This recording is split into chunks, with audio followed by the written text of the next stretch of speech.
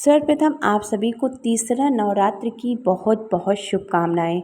जैसा कि आप सभी को पता है कि इस समय शारदीय नवरात्र चल रहा है। आज मास चंद्र घंटा का दिन है, तो आज मैं आप सभी के बीच में हर रोज की तरह दोस्तों इस बार मैं आप सभी को तीसरा अध्याय लेकर आई हूँ। माँ चंद्र घंटा की कथा करने से पहले आप सभी को प्रतिदिन जब जब आप लोग कथा पढ़ती हैं या पढ़ते हैं, तब तब आप लोगों को प्रार्थना पहले शुरू में करने के बाद फिर लास्ट में क्षमा प्रार्थना जरूर करें जब कथा समाप्त हो जाए।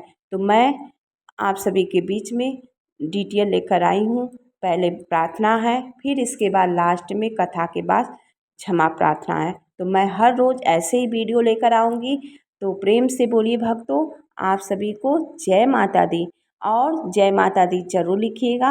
और अगर वीडियो पसंद आए तो अपनी फैमिली फ्रेंड में ज़रूर शेयर करिएगा, जिससे सभी लोग आनंद पूर्वक कथा का लाभ लें। इस समय महापर्व चल रहा है, माता रानी आई हैं और आप सभी की झोलियाँ खुशियों से भर दें और आप सभी को आशीर्वाद दें भर भर के।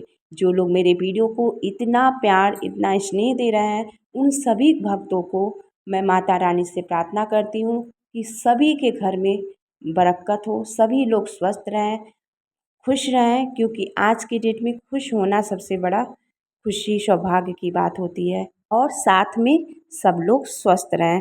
जय माता दी। रामाई, हे करुणामयी, जगजननी, स्नेहमयी एवं आनंद देने वाली माँ, आपकी सदा जय हो। हे जगदम्बे, पंखहीन पक्षी और भूख से बिलबिलाते बच्चे जिस प्रकार अपनी माँ की प्रतीक्षा करते हैं, उसी प्रकार मैं भी आपकी दया की प्रतीक्षा कर रहा हूँ। हे अमृतमयी माँ, आप शीघ्र मुझे दर्शन देने की कृपा करें। मुझे ऐसी बुद्धि प्रदान करिए जिससे मैं आपका रहस्य जान सकूं। जय माता दी। तीसरा अध्याय, माँ चंद्रघंटा। पिंड जब प्रारूढ़ा, चंद्र कोपास्त्र कैयुता, प्रसादम तनुते महा, चंद्र घटेति विश्रुता। माँ दुर्गा की तीसरी शक्ति का नाम चंद्र घंटा है। नवरात्रि के उपासना में तीसरे दिन इन्हीं की विग्रह की पूजा आराधना की जाती है। इनका यह स्वरूप परम शांतिदायक और कल्याणकारी है। इनके मस्तक पर घंटे के आकार का अर्धचंद्र है, इसी कारण इन्हें चंद्र घंटा देवी कहा जाता है। इनके शरीर का रंग स्वर्ग के समान चमकीला है। इनके 10 हाथों में खड्ग, त्रिशूल, गदा आदि शास्त्र तथा धनुष, बाण आदि अस्त्र विभूषित है। इनके घंटे की सी भयानक चंड, वनी, अत्याचारी, दानव, दैत्य, राक्षस सदैव प्रकृति रहते हैं। नवरात्रि के दुर्गा उपासना में तीसरे दिन की पूजा का अत्यधिक महत्व है। इस दिन साधक का मन मणिपूर्ण चक्र में प्रविष्टित होता है। माँ चंद्रघंटा की कृपा से उसे अलौकिक वस्तुओं की दर्शन होते हैं, दिव्य सुगंधितों का अनुभव होता है तथा विविध प्रकार की दिव्य ध्वनियां सुनाई देती है। ये क्षण साधक के लिए अत्यंत सावधान रहने के होते हैं। माँ चंद्रघंटा की कृपा से साधक के समस्त पाप और बाधाएं विनष्ट हो जाती हैं। इनकी आराधना सदा फलदायी है। इनकी मुद्रा सदैव युद्ध के लिए अभिमुख रहने की होती है, अतः भक्तों के कष्ट का निवारण है। ये अत्यंत ही शीघ्र कर देती हैं। इनका वाहन सिंह है, अतः इनका उपासन सिंह की तरह पराक्रमिक है और निर्भय हो जाता है। इनके घंटे की ध्वनि सदा अपने भक्तों की भूत प्रेत आदि बाधाओं से रक्षा करती रहती है। इनका ध्यान करते ही शरणागत की रक्षा के लिए इस घंटे की ध्वनि निनादित हो उठती है। दुष्टों का दमन और विनाश करने से सदैव तत्पर रहने के बाद भी इनका स्वरूप दर्शक और आराधक के लिए अत्यंत सौम्य एवं शांति से परिपूर्ण रहता है। इनकी आराधना से प्राप्त होने वाला एक बहुत बड़ा सद्गुण यह भी है कि साधक में वीरता निर्भयता के साथ ही सौम्यता एवं विनम्रता का भी विकास होता है। साधक के मुख नेतृत्वता संपूर्ण काया में कांति गुण की वृद्धि होती है। स्वर में दिव्य आलोकी माधुर्य का समावेश हो जाता है। माँ चंद्रघंटा भक्त और उपासक जहाँ भी जाते हैं लोग उन्हें देखकर शांति और सुख का अनुभव करते हैं।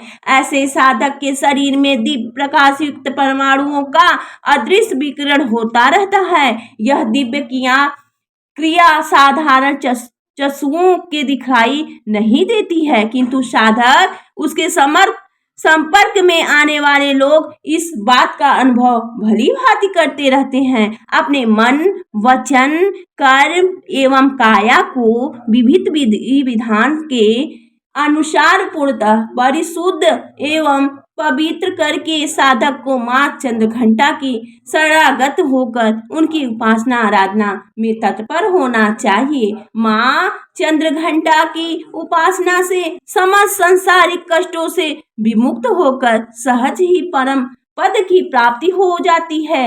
उपासक को निरंतर इनके पवित्र विग्रह को ध्यान में रखते हुए साधना की ओर अग्रसर होने का प्रयत्न करना चाहिए। इनका ध्यान हमारे इहलोक और परलोक दोनों के लिए परम कल्याणकारी और सद्गति प्रदान करने वाला है।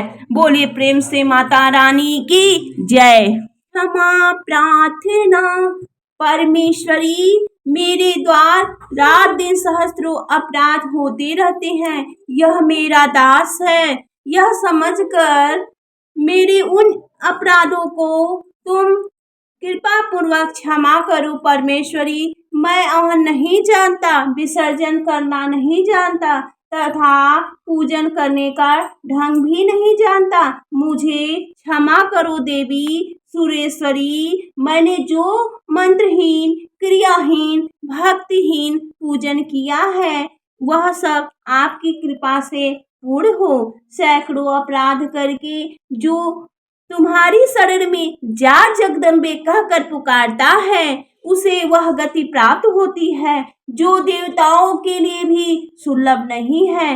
जगदम्बिके, मैं अपराधी हूँ किंतु तुम्हारी शरण में आया हूँ। इस समय दया का पात्र हूँ, तुम जैसा चाहो करो।